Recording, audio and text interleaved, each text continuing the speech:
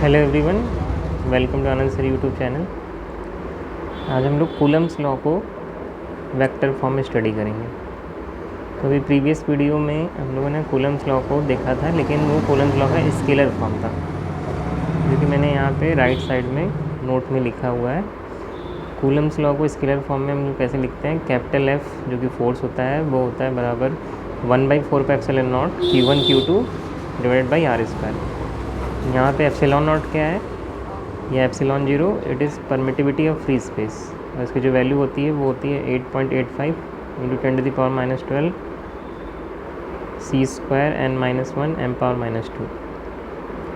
But force एक vector quantity है, तो इसलिए ज़्यादा अच्छा हमारे लिए ये होगा कि हम कूलम्स लॉ को वेक्टर नोटेशन में लिखें, क्योंकि बहुत सारे एग्ज़ाम्स में कूलम्स लॉ को वेक्टर फॉर्म में ही रिप्रेजेंट करने के लिए बोला जाता है क्वेश्चंस में। और अगर हमें वेक्टर को समझना है या कूलम्स लॉ को वेक्टर में लिखना है, तो हमें वेक्टर से रिलेटेड कुछ चीज़ें पता होनी चाहिए, जैसे वेक्टर का मैग्नीट्यूड कैसे निकालते हैं, वेक्टर का डायरेक्शन कैसे निकालते हैं। तो फॉर एग्जांपल यहाँ पे जो हम लोग केस ले रहे हैं वो 2 पॉइंट चार्जेस Q1 Q2 ले रहे हैं, और ये दोनों पॉइंट चार्जेस के बीच में डिस्टेंस R है। बट यहाँ पे डायरेक्शन मैटर करेगा। अगर हम 1 से 2 की तरफ जा रहे हैं तो डायरेक्शन R21 लेंगे, और 2 से 1 की तरफ जा रहे हैं तो R12 कैप लेंगे, क्योंकि यहाँ पे जो हमने चार्जेस लिए हैं वो आइदर या तो दोनों पॉजिटिव है या तो दोनों नेगेटिव है। तो दोनों ही केस में यहाँ पे हमें रिपल्शन देखने को मिलेगा। इसलिए आप देख सकते हैं कि फोर्स जो यहाँ पे दिखाया गया है वो फोर्स दोनों ही तरफ मैंने दिखाया है, जो वो आउटवर्ड डायरेक्शन में दिखाया है, मतलब ये रिपल्सन के डायरेक्शन को शो कर रहा है। अगर ये फोर्स दोनों एक दूसरे की तरफ होते तो ये अट्रैक्टिव होता, ठीक है। तो फोर्स अगर रिपल्सिव है तो ये अवे फ्रॉम ईच अदर होंगे, ओके। तो अब हमें ध्यान ये रखना है कि F12 के डायरेक्शन में आप देख सकते हैं कि यहाँ पे R12 है, ठीक है, और R21 जो है वो F21 के डायरेक्शन में है। तो ये चीज़ आपको नोट करनी है कि 1-2 से मिलना चाहिए और 2-1 के डायरेक्शन से मिलना चाहिए, okay. But keep in mind कि ये चीज़ एप्लीकेबल तभी है जब दोनों ही चार्जेस रिपल्सिव फोर्स लगा रहे हैं एक दूसरे पे, जब सेम नेचर के होने चाहिए।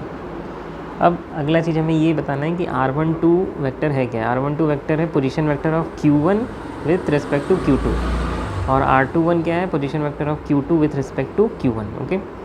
और यहाँ पे दोनों ही डिस्टेंस को शो कर रहा है। डायरेक्शन भले इनका 1 से 2 है, 2 से 1 की तरफ अलग हो सकता है, बट डिस्टेंस यहाँ पे जो है हम ये देखेंगे कि डिस्टेंस दोनों में इक्वल आएगा। R12 की वैल्यू और R21 का जो मैग्नीट्यूड होगा वो बराबर आएगा, ओके। अब नेक्स्ट हमें क्या देखना है कि हमें यूनिट वेक्टर्स की ज़रूरत पड़ेगी। किसी भी वेक्टर को अगर हमें मैग्नीट्यूड से डायरेक्शन में के साथ कनेक्ट करना है तो हमें magnitude as well as direction चाहिए। तो मैग्नीट्यूड तो हमें फोर्स से मिल जाएगा, डायरेक्शन कैसे मिलेगा, यूनिट वेक्टर से। तो R21 कैप जो है वो होगा R21 vector divide by R21, और R12 कैप जो होगा वो R12 vector divide by R12 होगा, ठीक है। ये दोनों यूनिट वेक्टर हमें फोर्स मतलब R21 cap F21 vector force के लिए यूज़ होगा, और R12 कैप जो है F12 वेक्टर के लिए यूज़ होगा। यहाँ पे R21 कैप और R12 कैप यूनिट वेक्टर जो है अपोजिट डायरेक्शंस में होंगे, okay. So again keep in mind कि ये दोनों अभी हम लोग उन चार्जेस के रिस्पेक्ट में पढ़ रहे हैं जहाँ पर रिपल्सन हो रहा है। अट्रैक्शन के केस में ये बदल सकता है, ओके। अब हम एक्चुअली आते हैं फोर्स के एक्सप्रेशन पे, जो हमें वेक्टर फॉर्म में निकालना है। तो अगर हमें force acting on charge 1 due to charge Q2 निकालना है, जो कि हम डायग्राम में देख सकते हैं कि यहाँ पे, ओके। ये जो डायरेक्शन है ये है force acting on charge Q1 due to charge Q2, okay. तो F12 जो है वो कैसे पढ़ा जाएगा, force acting on Q1 due to Q2, okay. तो इसका एक्सप्रेशन आपको स्केलर फॉर्म यहाँ पे लिखा हुआ है, वहाँ पे बस ये करना है कि F12 वेक्टर आपने लिखा 1/4πε0 into Q1 Q2 by R12 square. बस इसके बाद आपको वेक्टर बनाने के लिए ये जो एक्स्ट्रा चीज़ है ये यहाँ पे मल्टीप्लाई करना होगा R12 के। ओके, इसी तरीके से अगर हमें force acting on charge Q2 due to charge Q1 निकालना है तो हमें क्या करना होगा, फोर्स F21 लिखना होगा। तो F21 का मतलब क्या है कि Q2 पे लगने वाला फोर्स Q1 के द्वारा, जो कि डायग्राम में हम यहाँ पे देख सकते हैं। ओके, तो अब इसके बाद नीचे आते हैं, एक्सप्रेशन को देखते हैं। F21 वेक्टर जो होगा 1/4 का चलन not Q1 Q2 by R21 square होगा। अब यहाँ तक तो ये मैग्नीट्यूड हो गया, सॉरी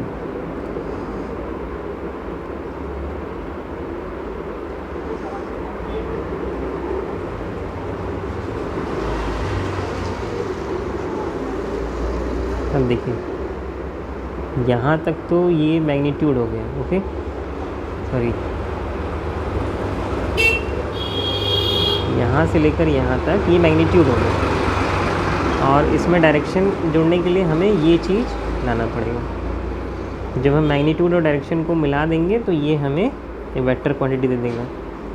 तो स्केलर में यही फ़र्क है कि हम स्केलर फॉर्म जब लिखते हैं तो उसे मैग्नीट्यूड तक लिखते हैं बस, और वेक्टर फॉर्म में हम लोग कूलम्स लॉ के डायरेक्शन को भी लिख सकते हैं। तो F21 वेक्टर को लिखने के लिए हम R21 कैप का यूज़ करेंगे। और हमें यहाँ पे ये भी ध्यान देना होगा कि F21 और F12 अपोजिट एक दूसरे के, तो F21 should be equal to minus F12 हम लोग लिख सकते हैं यूजिंग R21 कैप के डायरेक्शन को। ओके, तो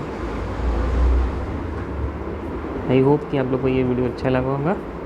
so please like and share this video and subscribe to the channel.